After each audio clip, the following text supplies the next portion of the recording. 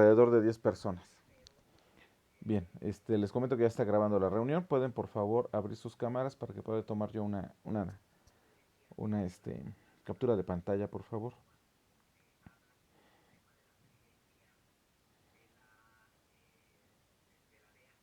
Muy bien, faltan algunos, todavía no alcanzo a ver a todos. Ahí ya, yo creo que con esto va a ser suficiente. Voy a tomar la captura de pantalla. Listo, tomé la captura, ya quien quiera cerrar sus cámaras. No tengo ningún problema. Entonces les decía, esa tesis que uno publica cuando se queda uno a nivel de tesis, pues es pues alrededor de 10 personas, ¿no? Si bien van a leer. Y creo que fue con ustedes, ayer les mostraba o mostraba un trabajo de una... No, ay, ¿dónde lo puse entonces? Yo pensé que lo había dejado abierto, déjenme ver. No, estoy buscando unos mini splits. Déjenme ver dónde estará. Entonces creo que la cerré. Eh, no, aquí debe de estar. Vean, esto que están viendo aquí es de Scholar Google. Aquí en Scholar Google ustedes pueden encontrar a los investigadores. Bueno, este no es Scholar Google, este es ResearchGate, que es otra página donde también hay investigadores registrados y se ve la producción. Entonces, en la clase pasada, bueno, en alguna clase platicaba yo con algunos de sus compañeros de este trabajo que está aquí, que fue publicado en el 2009 por una de mis alumnas. Bueno, Maestro, tengo dígame, una duda. claro. ¿Está proyectando? Ah, tienen razón, no estoy proyectando. Gracias, voy a proyectarla. Muchísimas gracias, señorita.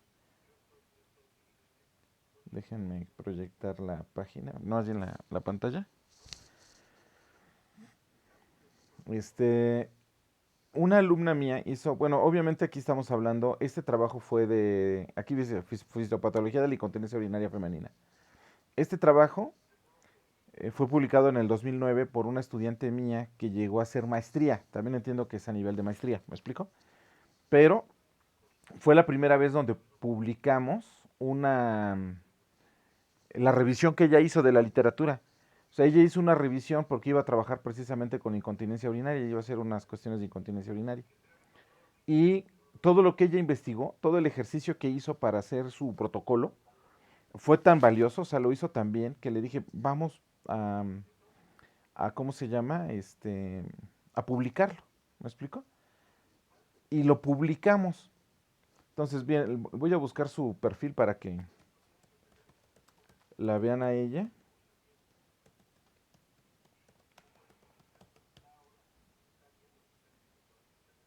Después hizo doctorado conmigo también. Aquí está, esta página aquí en Scholar Google, ustedes pueden entrar, colocar el nombre del investigador y le sale dónde está adscrito, qué está haciendo, cuáles son sus trabajos y demás. Y les decía, bien, este es el que ella publicó, que fue después de un esfuerzo grande para hacer una revisión. Es lo mismo que van a hacer ustedes al momento de tratar de hacer su tesis. Lo que hacen es una revisión bibliográfica y esa revisión bibliográfica da como resultado pues todo el marco teórico para su protocolo. ¿Qué fue lo que ella hizo? Pues le dije, ármalo para un artículo y ya hay que publicarlo. Se publicó en Salud en Tabasco en el 2009, vean. Aquí está el número, el volumen, las páginas y aquí viene la descripción del artículo.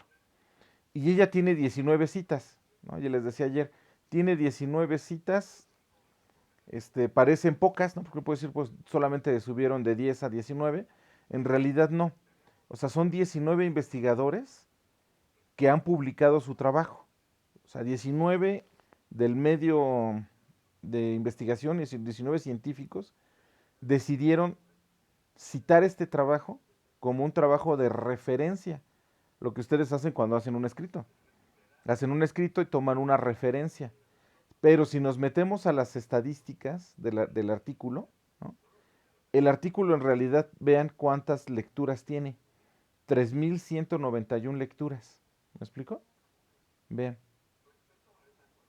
Entonces, ¿qué es lo que sucede aquí? Que esta tesis, o más bien este escrito que ella publicó, que a fin de cuentas fue parte de su tesis también, de su tesis de maestría, pues en lugar de que lo leyeran 10 personas, ella ya tiene un total de 300, digo, 3.191 lecturas. Entonces, la cantidad de gente la que va a leer tu trabajo, pues es muy grande, ¿no? ¿Me explico? Entonces, aquí ven, aquí, de hecho, creo que me parece que es una de las más leídas, miren. Este trabajo de ella, ¿no? Es uno de los más leídos que ella tiene. Entonces, eso es interesante siempre, ¿me explico? Aquí ver cómo se han citado y cuántas lecturas han tenido de su propio artículo o de su investigación. Está en español, es en una revista de salud, ¿no? Lo cual significa que pues obviamente pueden, lo podemos hacer, ¿me explico? O sea, se puede hacer. Este, por ejemplo, que es otro que tiene que ver, pero este ya es que tiene que ver con, ¿cómo se llama? Cuestiones de, ay, se me olvida el nombre de, medicina de la conservación, ¿no? Que tiene que ver con hipoxia y modelos ahí silvestres, pues tiene 11. No es que no me acuerdo bien cómo llegar a las, ¿cómo se llama? A la estadística para ver cuántas lecturas tiene. A ver si está acá. No, aquí no está. Ah, pero si le ponemos biomor a lo mejor. Miren, por ejemplo, este tiene muy pocas citas porque nos lo publicaron recientemente en el 2020. No fue en enero del 2019, fue en el 2020. Tiene apenas una sola cita, pero ya fue leído 220 veces, ¿ya vieron? ¿No? Entonces aquí no sé por qué no aparece todo lo de ella. Y no me acuerdo cómo llegué aquí a las lecturas que tiene ese artículo. Pero ya con eso ustedes se dan cuenta cuál es la cantidad de gente que los puede leer, ¿no? Que puede leer su trabajo. Y ya con eso están impactando, ¿me explico? Pues ya tener un artículo a nivel así como les estoy diciendo, pues ya tendrían ustedes por ahí un trabajo con el cual están impactando. ¿Qué digo? Para eso es esta clase, precisamente para la cuestión de, pues digo, que ustedes aprendan a hacer investigación. ¿Me explico? Les digo que no sé por qué aquí no me acuerdo cómo llegar a las estadísticas. Acá están, estadísticas. Ah, porque también ponen, por ejemplo, de dónde nos están leyendo, ¿no? Por ejemplo, ella tiene lecturas de México, esas son las últimas lecturas, del Perú, de Venezuela y de la Universidad de Oakland, la Universidad de Barcelona, pero no son todas aquí, ¿me explico? Son las más recientes. Entonces aquí, ay no, pensé que era otra cosa esto. Pensé que era la estadística como del... Bueno, en fin, esa es como la cuestión del por qué generalmente las personas quieren llegar a hacer mejor una publicación, ¿no? Antes de, o solamente hacer la tesis, ¿no? Sino irse un poquito más allá para que ustedes puedan impactar, ¿no? Que ustedes pudieran tener este tipo de cuestiones aquí en su, digo, no es exactamente lo mismo solo la tesis a que ustedes tengan precisamente esto que les digo, ¿no? Déjenme ver, acá están stats, a ver, aquí sí van a aparecer. Déjenme ver aquí.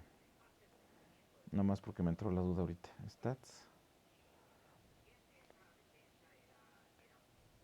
Aquí están las citation, research interest, weekly, recommendations.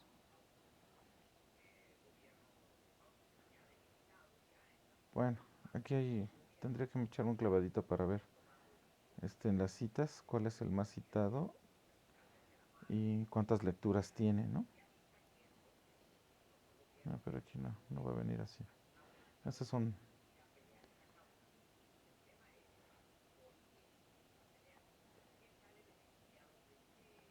es que no, si nos metemos aquí no va a aparecer. Multiparty, este es multiparty, pero bueno, como sea, después no me acuerdo ni cómo llegué ayer a esta parte para mostrarles de cómo era estas citas, ¿no? O de cuántos están leyendo tu trabajo. Porque eso es ahí y la otra cosa pues es el Google Académico, que es otra cosa diferente. Pero bueno, ¿alguna otra pregunta que tengan antes de continuar con los temas?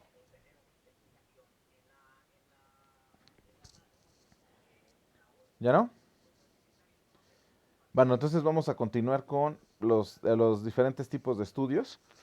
Nos habíamos quedado aquí, ¿no? En el estudio ecológico que lo habíamos discutido un poco. Esos son los estudios transversales, que son otro tipo de estudios que son también de tipo clínico. Vamos a ver que también se puede aplicar en los otros estudios, lo vamos a revisar en esta clase, pero También a nivel clínico podemos hacer un estudio transversal.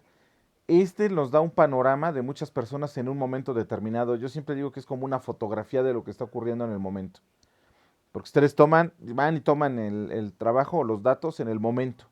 ¿Me explico? Y después eso lo publican y pues pareciera más bien una fotografía de lo que estaba sucediendo en ese momento. Los trabajos longitudinales que ahorita vamos a ver son los que se llevan a cabo durante mucho tiempo, ¿no? Nos vamos durante mucho tiempo haciendo ese tipo de investigación y tenemos un panorama mucho más amplio de lo que podría estar pasando en realidad. Fíjense, con estos estudios se puede mostrar cuán común es una afección y ayudar a identificar factores relacionados con ella. Aquí les pongo esto que estábamos hablando de incontinencia urinaria, que es uno de los temas que manejamos ahí en el laboratorio, que tiene que ver precisamente con la funcionalidad de esto, ¿no? Que ya revisamos en algún momento. Y vean esto, ¿no? Este es un estudio transversal, está en el International Urogynecology Journal, que es muy buen journal para publicar cuestiones de incontinencia urinaria precisamente. Es un trabajo mexicano, que ahora que estaba revisando los trabajos que hay aquí en México, y vean, es del 2012. Fíjense bien cuándo fue enviado, el 24 de abril del 2012. O sea, imagínense que ustedes terminaron su tesis, ya la escribieron y la mandan en abril del 2012. La aceptaron en septiembre del 2012 y la publicaron en octubre del 2012. Si se dieron cuenta, aquí es una publicación muy rápida, ¿no? Una vez que la aceptaron, bueno, una vez que la enviaron, la aceptaron y la publicaron, pasaron pocos meses, ¿no? Abril, mayo, junio, julio, agosto, septiembre, octubre, fueron 6 meses aquí. Entonces, desde que ustedes enviaron el artículo por primera vez, ¿no? Ahora vean, porque ayer la estaba revisando y está súper mal hecho. O sea, cualquiera de nosotros podría hacer algo mucho mejor que esto. Dice, midiendo la incontinencia urinaria en una población de mujeres en el norte de México. Prevalencia y severidad. Y luego aquí le piden una introducción e hipótesis. Yo les he dicho, la introducción es una clase y la hipótesis es una posible respuesta. Y luego ellos nos colocan aquí el objetivo, vean. Este estudio fue diseñado para estimar la prevalencia de la incontinencia urinaria y sus riesgos, sus factores de riesgo asociados entre mujeres del norte de México. Ese es el objetivo, ¿me explico? Pues es lo que querían estimar. El tipo y la severidad de incontinencia fue también medido. Entonces se dan cuenta, ni hay hipótesis ni hay introducción, eso es lo que ellos colocaron aquí. Entonces, para que vean que incluso con la forma en cómo estamos nosotros trabajando, o vamos a empezar a trabajar, esto que están viendo aquí se podría mejorar muchísimo, ¿no? Y aquí les dice el método, pues es a cross-sectional, o sea, un trabajo de tipo em, transversal, ¿me explico? Esto significa cross-sectional. O sea, un trabajo transversal basado en la población, ¿no? Para medir la incontinencia urinaria autorreportada, es decir, seguramente utilizaron una encuesta o un cuestionario donde pues las personas hablaban y ellos mismas contestaban cuestiones de su incontinencia urinaria. Dice, en una muestra aleatoria de 1.307 mujeres de entre 25 y 54 años. Y luego vean, una regresión logística fue usada para estimar la asociación de la incontinencia urinaria con aspectos o características sociodemográficas y reproductivas y otras condiciones médicas. Es un trabajo muy sencillito, de un análisis muy simple, pero muy amplio. O sea, 1.307 mujeres. Por eso es que seguramente tiene valor y lo publicaron, porque además cuestiones en México casi no hay.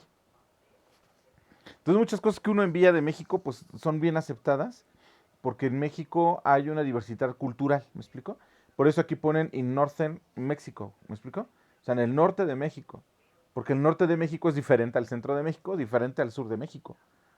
De ahí que yo hablo del privilegio que ustedes tienen de estar en el unismo y de estar en el istmo, precisamente, ¿me explico?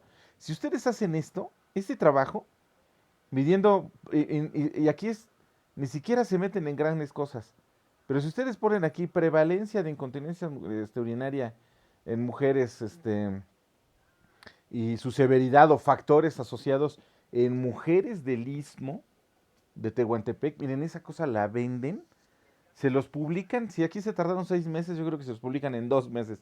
En 3 meses les van a decir, sí, siempre y cuando esté bien escrito el artículo, ¿eh? Que esa es la otra. Por eso, si se dan cuenta, nunca va un solo autor. Bueno, o difícilmente va un solo autor, no, no siempre, no, vaya, difícilmente. Los autores también tienen lo suyo, ¿eh? El orden no es cualquier cosa. Aquí dice Hilda García Pérez, que seguramente es la mexicana que hizo el trabajo, y el primer autor siempre es el que hizo la mayor parte del trabajo.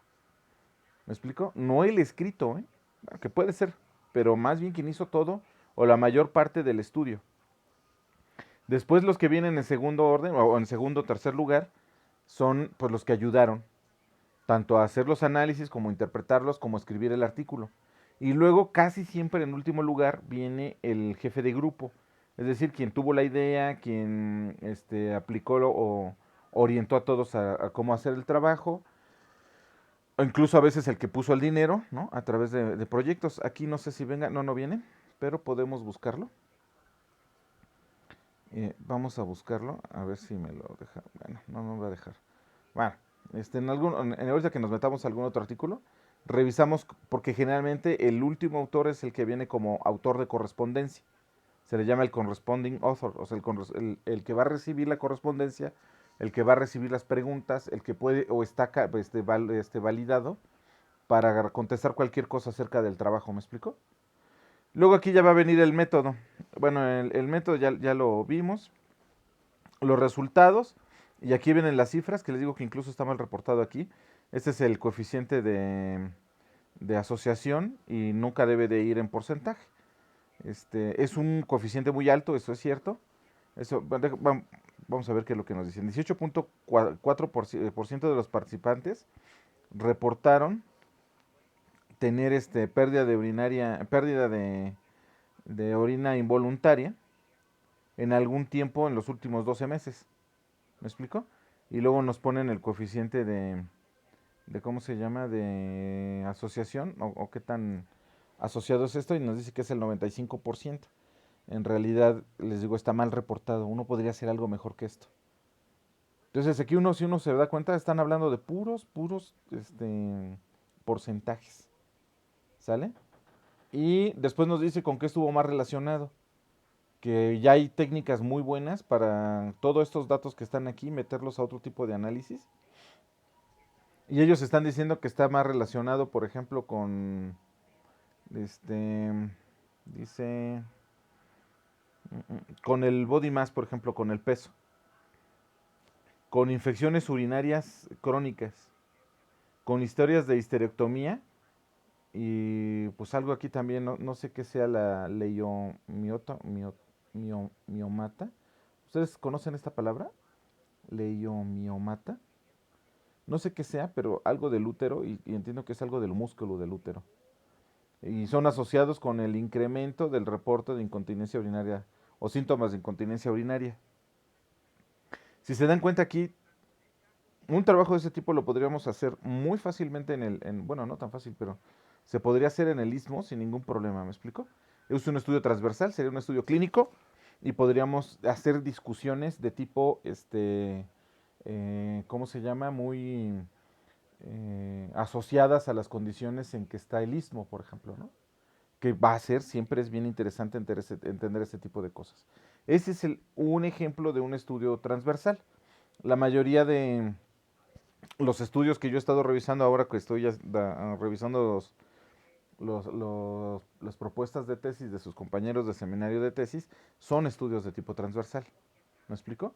Donde utilizan también pues algún tipo de instrumento, donde se acercan a las personas, hacen algún tipo de preguntas y esas las van a utilizar para hacer este tipo de análisis. ¿Alguna duda con respecto a los estudios transversales, jóvenes? Yo, maestro, Dígame. ¿cuánto tiempo se considera para tomar un estudio transversal y cuánto tiempo para un estudio longitudinal? Ajá, ahí va a ser dependiendo de lo que ustedes quieran preguntar. Aquí, por ejemplo, el tiempo que debieron de haberse tardado es el tiempo en que les devolvieron los cuestionarios. ¿Me explico? Aquí son 1.307 mujeres. Generalmente aquí no viene, aquí necesitaríamos leer el artículo, pero lo que generalmente se hace es mandar el cuestionario por correo. ¿Me explico? y que las mujeres o las personas que quieran participar contesten y lo regresen. Entonces, el tiempo que ustedes tarden en esto es lo que van a tardar precisamente en colectar la información para después hacer el análisis. Entonces, para un transversal, pues es solamente lo que tardan en colectar los datos. Pero para un longitudinal, pues muchas veces son tratamientos. Por ejemplo, ¿no? Ahorita los ensayos clínicos que se están haciendo para el COVID son estudios de tipo longitudinal. Es decir, ¿qué va a ocurrir? Pues seguramente van a tomar una muestra de anticuerpos de la persona, después van a aplicar el tratamiento, les ponen la vacuna y después durante algún tiempo, que podría ser, o sea, ¿cuánto tiempo puede tardar la respuesta humoral? Seguramente alrededor de una semana la respuesta humoral ya se estableció. Entonces quizás a la semana se vuelve a sacar sangre para observar si el conteo de ¿cómo se llama? De anticuerpos ha cambiado. Y quizás a los 15 días se vuelva a tomar otra muestra. Y a lo mejor al mes tomas otra muestra, ¿no? Y hay trabajos donde se van a los 3 y 6 meses para tomar la siguiente muestra. Esto es para ver si los conteos de anticuerpos cambian a lo largo del tiempo. Aquí ya te llevaste a lo mejor 6 meses haciendo el trabajo. Generalmente los estudios longitudinales no se recomiendan para tesis, dado el tiempo, ¿no? A menos que sean tesis de posgrado. Por ejemplo, ya estás haciendo un doctorado, pues el doctorado generalmente son 4 años, ¿me explico? De estudios, ¿no? 4 años para titularte. Entonces ahí sí puedes plantearte un estudio longitudinal a 2 años, por ejemplo. Entonces 2 años estudiaste o haces tu estudio y los otros 2 años pues haces el análisis y todo para publicar. Esto debería de ser lo más rápido posible, ¿no? O sea, 1307 y a lo mejor te planteas, hoy envío todo, hoy envío masivamente mis cartas o mis emails, porque también puede ser por email, ¿no? Hay que revisar cómo se hizo este trabajo. Y ustedes simple y sencillamente esperan a que se colecte la mayor cantidad de información. Y ustedes pueden decir, generalmente, fíjense bien, también ese es otro problema, de que ustedes envían los cuestionarios a que se los regresan. Si aquí fueron 1307, estoy casi seguro que debieron haber enviado alrededor de unos 10,000 cuestionarios. ¿Por qué? Porque se calcula que alrededor del 10% de las personas contestan. ¿Me explico? Entonces, ¿qué es lo que haces tú? Pues decir, yo voy a mandar 10,000 o voy a mandar 5,000, ¿no? Ahora, ¿qué sería más fácil? Pues ir directamente a las clínicas, ¿no? Y entonces a lo mejor se agarran a ustedes un mes, pero claro, ahora no se puede con la pandemia, pero si no hubiera pandemia, se van directamente a las clínicas y ustedes muestrean a lo mejor por día 20 mujeres, ¿no? Que las agarren ahí mismo. Un cuestionario no tan largo para que las personas, porque un cuestionario largo pues tampoco se los van a contestar. Les va a dar flojera o simplemente para salir de la bronca les van a contestar lo que sea. Entonces, primero convencer a la persona, decirle que es un estudio, este, pues que para ustedes les va a ayudar y etcétera, hacerles un rollo de por qué tienen que participar en el estudio. Una vez que las han aceptado participar, pues ustedes les pasan el cuestionario y que sea un cuestionario que se pueda responder en menos de 5 minutos, ¿no? O una entrevista, que también puede ser. Claro que luego en la entrevista, pues si es una persona que le da pena aceptar que ha tenido salida involuntaria de orina en los últimos 12 meses, a lo mejor es una cuestión muy íntima. ¿Me explico? Y entonces a lo mejor la persona no quiere contestarles en una entrevista, ¿no? Pero en un cuestionario puede ser que sí. O sea, en un cuestionario donde ustedes no manejen los nombres, por ejemplo, de las personas. ¿Me explico? Que la persona se dé cuenta que su nombre no va a influir en el resultado. O sea, que no sepan ustedes nunca quién contestó el cuestionario. Eso da cierta seguridad, ¿no? O sea, mire, no le estoy preguntando su nombre, no le estoy preguntando datos personales. Si usted contesta lo que que usted me entregue a mí, lo voy a manejar con mucha confidencialidad, pero además no voy a saber quién fue quien me contestó. Y entonces las personas a veces ya con eso pueden contestar muy bien. Y entonces ahí depende de qué tan grande sea. Ahora, entre más grande sea esta muestra, en su estudio transversal, pues pueden acceder a revistas mejores. Si hacen este trabajo con menos cantidad de personas, pueden acceder a revistas menos prestigiosas, ¿no? Es igual de válido, pero no van a tener la misma cantidad. O sea, no es lo mismo las personas que leen este journal a los que leen Salud en Tabasco, ¿me explico? Primero, pues porque este está en inglés y pues hay mayor cantidad de gente que lee los artículos. Sale a nivel mundial, ¿no? Salud en Tabasco, pues sale a nivel mundial, pero solamente va a impactar en aquellas personas, pues que hablen español, porque su artículo va a estar básicamente en español. ¿Sí? ¿Me van siguiendo con esto? Ahora, ¿qué es lo que ocurre con los estudios transversales? Pues va a ser dependiendo por lo que ustedes estén probando. Dígame. Entonces, como manera de general, ¿cuáles serían los puntos sobresalientes del estudio transversal? ¿Cómo, a qué se refiere con sobresalientes? Como las características principales. Pues que es un estudio así como les ponía acá. Es un panorama de muchas personas, pero en un momento determinado, solamente un momento. Y podemos entender una afectación, cómo está en una población esa afectación y qué factores se relacionan con esta afectación. O sea, esto que les digo, incontinencia urinaria en el istmo y que estén encontrando, a lo mejor se encuentra lo mismo que en otros estudios, ¿no? Que se han hecho. Pero a lo mejor no, a lo mejor encontramos otros factores asociados en el caso del istmo, que ya puede ser tratado de diferente manera. Su estudio va a ser importante, pues para que la gente que lo lea diga, "Ah, pero fíjate que en el istmo tenemos la característica, esta característica que es diferente al resto de las poblaciones que se han estudiado y cómo podemos abordar el trabajo. Esa sería la parte del transversal. O sea, todos los trabajos, generalmente todos los trabajos que encuentra uno en cualquier cosa que ustedes quieran ver, van a ser transversales. Muy pocos son longitudinales, por el tiempo, por la cuestión del tiempo. Maestra, entonces, por ejemplo, nosotros que tenemos un, algún tiempo limitado, nos serviría más hacer un estudio transversal que longitudinal. Sí, sí, totalmente, totalmente, totalmente. Pero si se dan cuenta, por ejemplo, esto que estamos revisando acá, estudios de observación, estudios de casos, serie de casos, ¿no? Aquí, masculinidad, salud sexual y reproductiva, también es un estudio transversal. Son series de casos, es cierto, pero también es transversal, ¿me explico? ¿Por qué? Porque solamente cuando nos contesten ellos es lo que vamos a reflejar, el tiempo en que ellos nos contestaron. Entonces, todos estos que están viendo acá, el estudio ecológico, a menos que lo hagan longitudinal, es decir, que ustedes avienten una revisión de cómo ha ocurrido en los últimos 8 meses, entonces ya no se vuelve transversal. Pero eso que tomé la fotografía, por ejemplo, esta fotografía que tomé, podría ser un estudio transversal de cómo está la pandemia exactamente en el momento que la tomé, ¿no? Que es, este ya no, porque aquí sí es una revisión longitudinal. Este es un estudio transversal, ¿no?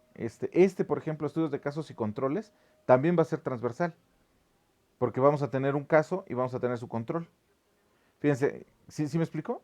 Es mejor hacerlo transversal por razones de tiempo en el caso de ustedes. Ya cuando pues no tengan esta cuestión de que tengan un límite de tiempo, pues entonces sí ya se pueden aventar un trabajo longitudinal que ahorita vamos a revisar, que pueden ser diferentes, ¿no?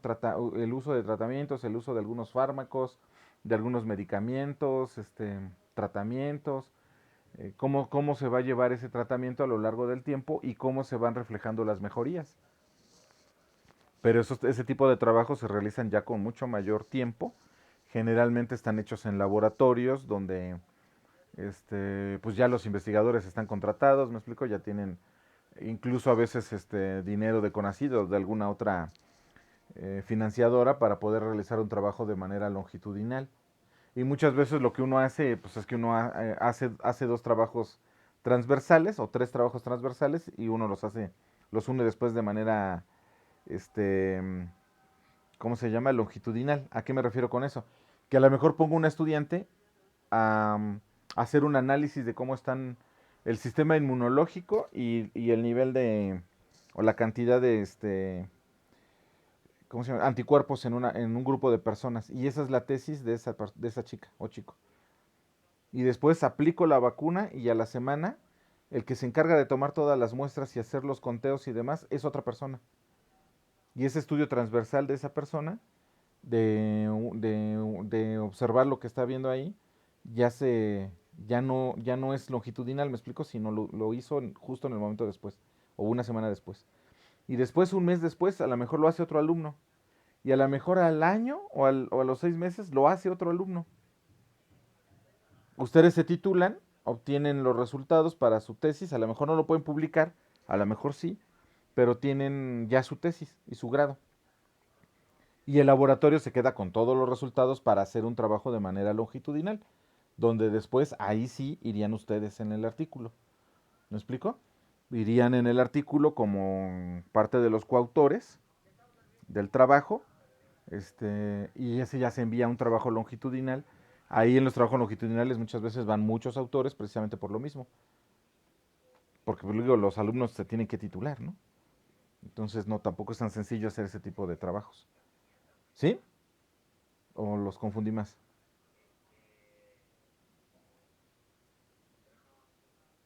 ¿Jóvenes? Sí, maestro. ¿Sí? ¿Seguros? Conste, ¿eh? Bueno, entonces el siguiente son estudios de caso, pero va con controles. Fíjense, se compara un grupo de personas que tienen una afección con un grupo control de personas, es decir, que no la tienen. Pueden aparecer posibles causas o factores de riesgo, es decir, qué es lo que sucedió con esta persona que tiene Alzheimer con respecto a otra de su misma edad que no tiene. Ahora, obviamente, aquí son estudios de casos, ¿me explico? Generalmente ya cuando hacen una comparación no pueden comparar una sola persona contra otra sola persona. Es una N de uno y hay muchísimos factores que pueden estar interviniendo. Por eso se hacen grupos de personas. Y entre más grande sea el grupo, mayor exactitud van a tener en sus resultados. Y eso se hace muchísimo, ¿me explico? ¿Qué es lo que se hace? Pues llegas a una institución, agarras un grupo de edad, ¿no? Y dices, vamos a comparar este grupo de edad de mujeres que tienen Alzheimer, ¿no? Y entonces dices, mira, voy a agarrar el grupo de mujeres entre los 70 y 80 años que tienen Alzheimer y lo voy a comparar con otro grupo de 70 y 80 años de mujeres, pero que no presentan Alzheimer.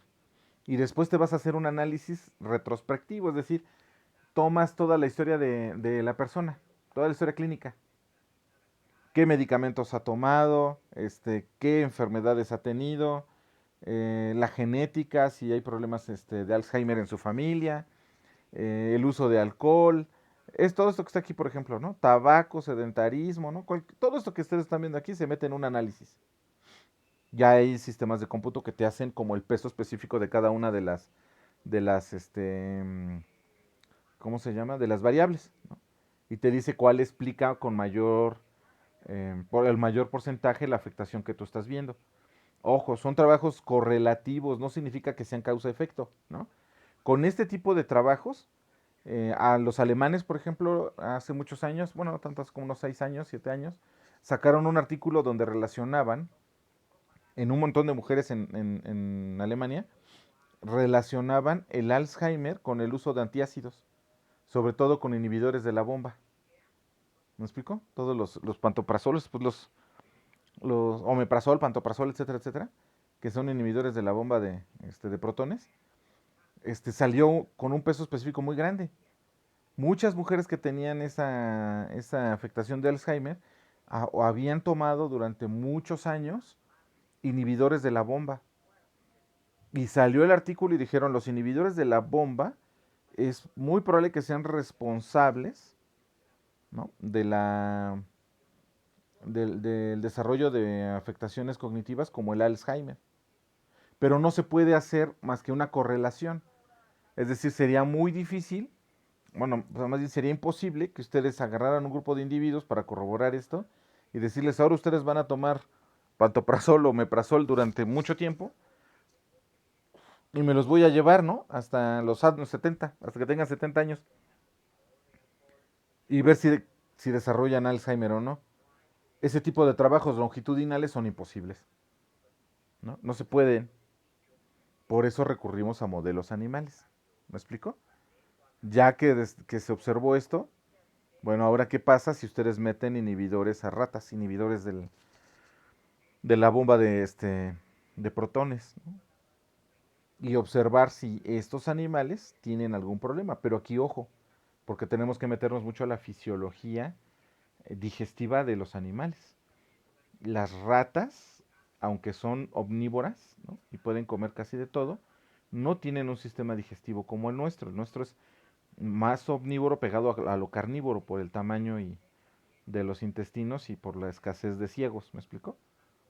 Los animales herbívoros tienen muchos ciegos. Nosotros solo tenemos uno y bueno, se consideraba ciego, que es el apéndice, y se consideraba como un ciego, como una reminiscencia de que éramos algún tiempo herbívoros.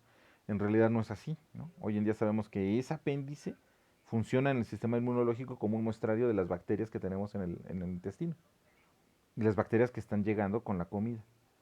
Y nuestro sistema esté preparado para el tipo de bacterias que pueden causarnos daño a nivel estomacal. ¿Sí me explicó? Entonces, es muy complicado hacer esas causas-efectos, sin embargo, salió el trabajo. Y de ahí, déjenme ver si alcanzo, si encuentro ese artículo. Lo buscamos rapidísimo, a ver si... Porque se lo estuve viendo con estos chicos. Pero... No sé dónde lo pude haber puesto. Aquí debería de estar los artículos, pero no, aquí están los videos. Sí, de repente pierdo las cosas, luego no sé dónde las puse. Pero bueno, ese trabajo que les estoy diciendo, este, apenas salió también otro artículo, no tiene mucho, precisamente tratando de relacionar esta parte de los, de la, ¿cómo se llama? Del Alzheimer. Y en ese otro artículo que lo hicieron también con grupos de edad, ahí no salió tan fuerte la relación entre los inhibidores de la bomba con respecto a la dieta. Porque en el artículo, perdón, con respecto al Alzheimer, porque en el artículo primero que sacaron los alemanes hablaban de que la acidez estomacal al bajar había ciertos elementos nutritivos o ciertas cuestiones nutritivas que no eran desdobladas y que entonces no pasaban al sistema y eso estaba provocando deterioro cognitivo.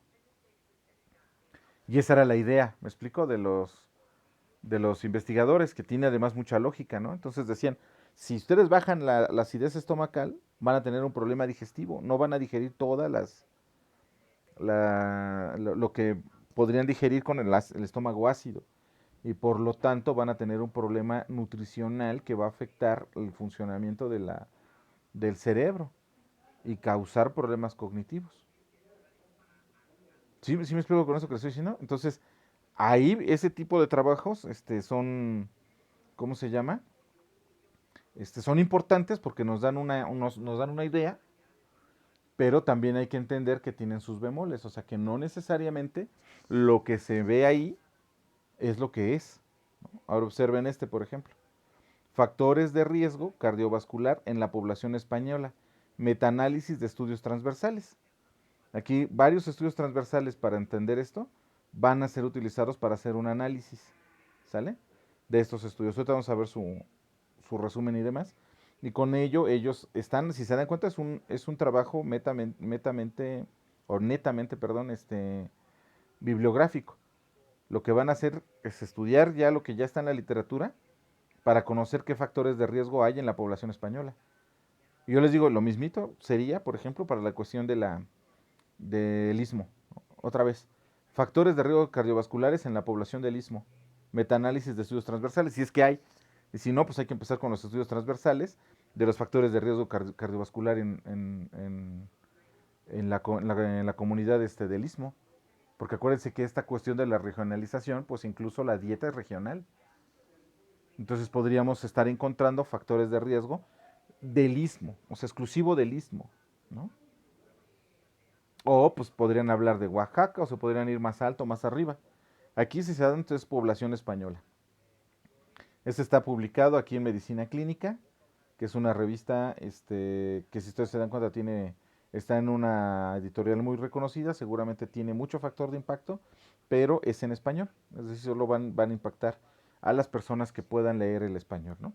Fundamento y objetivo, dice, revisar los estudios publicados sobre frecuencia poblacional de los principales factores de riesgo cardiovascular, hipertensión arterial, hipercolesterolemia, diabetes mellitus, obesidad y tabaquismo, y combinar sus resultados en una estimación para el conjunto de la población española, es decir, de todos estos o estos que están aquí, si alguno tiene mayor peso. Material y métodos. Se realizó una búsqueda bibliográfica, seleccionando los estudios que cumplieron con los siguientes criterios. Diseño transversal, ¿no? Así como lo ya hablamos arriba. Un trabajo que nos indique en un periodo claro de tiempo, muy corto, qué es lo que está pasando. Muestreo sobre la población española, pues obviamente, pues artículos sobre la población española. Presentar cifras de prevalencia de al menos uno de los factores de riesgo mencionados, estos de acá arriba. Y medición objetiva, no autorreferida. ¿Me explico? Una medición objetiva. No que la persona lo haya autorreferido, sino que los investigadores hayan tomado la medición.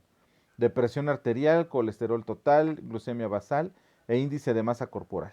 La prevalencia combinada se obtuvo mediante el modelo de efectos aleatorios ponderados por la proporción que el estado de población, que el estrato de población investigado supone en el conjunto de la población general española. Esto no sé, no conozco los trabajos de metaanálisis. Este tipo de estudios me parecen, bueno, son desconocidos para mí, pero pues tampoco es tan difícil encontrarlos. Ay, ¿qué creen? No lo tengo completo. Qué raro. Faltaron aquí los resultados. Me volé esa diapositiva para ver qué encontraron. Pero pues lo que podemos hacer es buscarlos, ¿no? Factores de riesgo cardiovascular. Porque les digo, si lo busco en las carpetas de ustedes, seguramente no los guardé porque así soy de descuidado. Aquí está métodos de investigación, aquí en documentos.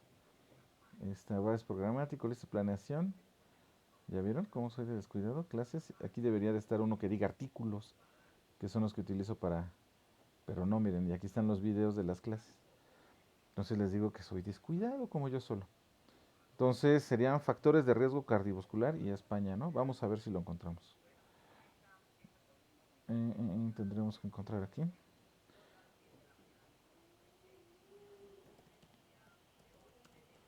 Miren, factores de riesgo cardiovascular. Aquí está, miren. Aquí está el artículo.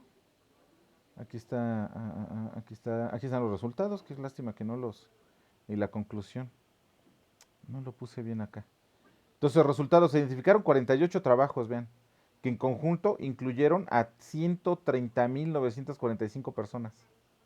De acuerdo con estos trabajos, los factores de riesgo cardiovascular más frecuentes son la hipertensión arterial en los mayores de 65 años.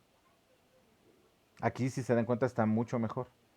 El exceso de peso en mujeres adultas. El tabaquismo en varones. En el conjunto de la población española, un 23% presenta valores de colesterol total por encima de los 250 miligramos por decilitro. Son fumadores el 33%, 41% de varones, 24% de las mujeres. Un 34% padece hipertensión arterial, un 20% es obeso y la diabetes afecta al 8% de las mujeres y al 12% de los varones. Conclusión, el riesgo cardiovascular en la población española es elevado. Su monitorización poblacional es fundamental en la planificación de medidas preventivas y asistenciales. ¿Ya vieron? Aquí ustedes pueden obtener el artículo, solo que seguramente no está gratis, creo. A ver. No, miren, no está gratis. ¿Ya vieron? Tendrían que gastar $35, casi $36 para encontrar el artículo, ¿no? Si le damos aquí, a ver, vamos a ver por chas PDF, aquí, ahí está. Pues aquí tendremos que ir siguiendo, ¿no? Para gastar el dinero que ustedes seguramente tienen, ¿no? Para poder gastar en su tesis. $36, pues es mucha lana, ¿no? Bueno, a ver, déjenme cancelar esto. Pero cuando hagamos este ejercicio hay otras formas de obtener los artículos para que no tengan ese problema, ¿no? ¿Me van siguiendo con eso que les digo? Sí. Conste, ¿eh? Obviamente aquí Sí, estamos sí. hablando de factores de riesgo cardiovascular y este es el estudio de cohortes. Ni siquiera tengo la imagen completa, por alguna razón se me pasó aquí. Ay, permítame un segundito, por favor. Un segundito nada más.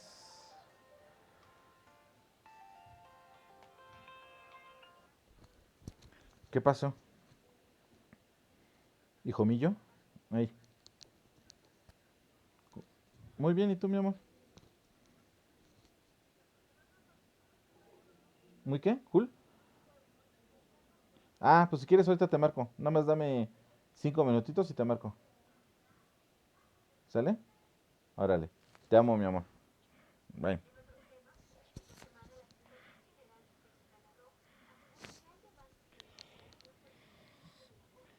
Listo, muchas gracias. Sí, sí, entonces sí me van siguiendo con eso que les estoy platicando. Bueno, el estudio de cohortes, fíjense bien, se observa un grupo grande de personas a lo largo del tiempo. Finalmente, algunos desarrollan una enfermedad o afección. Aquí es un trabajo ya de manera longitudinal. Los investigadores pueden conocer la frecuencia con lo que ocurre alguna afección y encontrar también posibles causas de riesgo. Vean este. Uso de alcohol, tabaco y drogas en población mexicana, un estudio de cohortes. ¿Me explico? Aquí viene quiénes son los autores. Esta es la revista Medigraphic. Este, pues esa sería la revista. Y aquí está, miren, resumen, antecedentes. Diferentes fuentes de información señalan que el consumo de drogas en México va en aumento. A ver, déjenme ver de qué año es, a ver si saqué el año. No. Va en aumento. Y que este crece especialmente entre la población adolescente.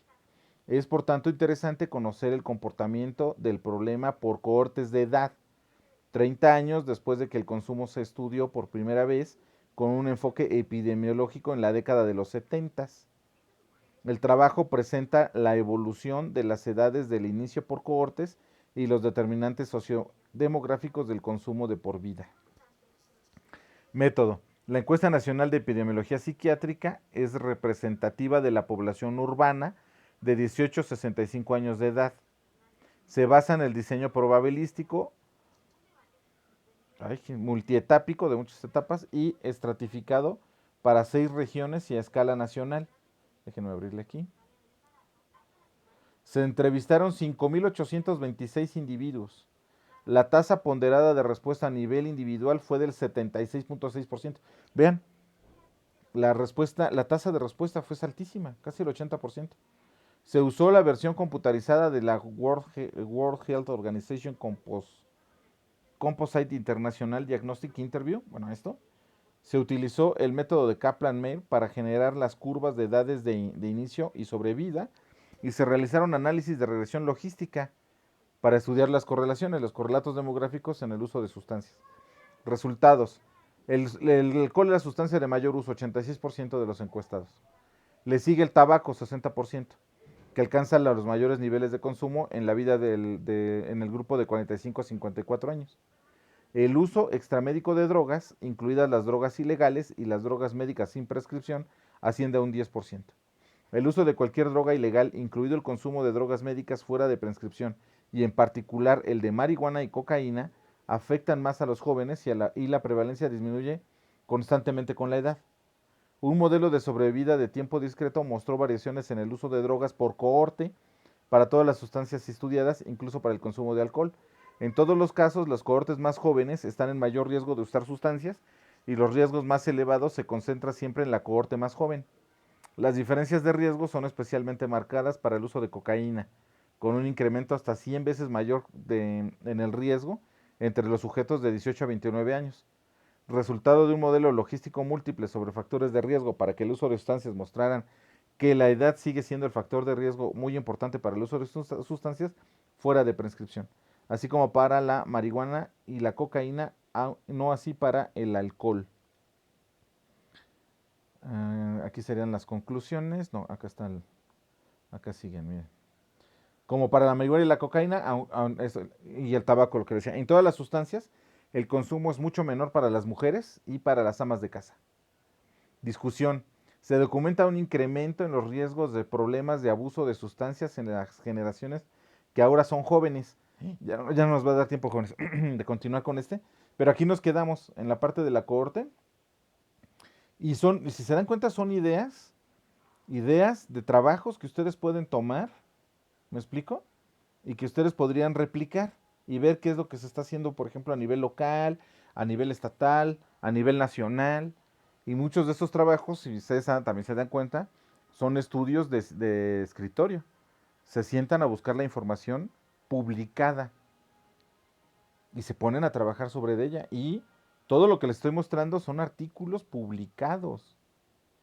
¿Me explico? No estamos yéndonos sobre tesis, ¿no?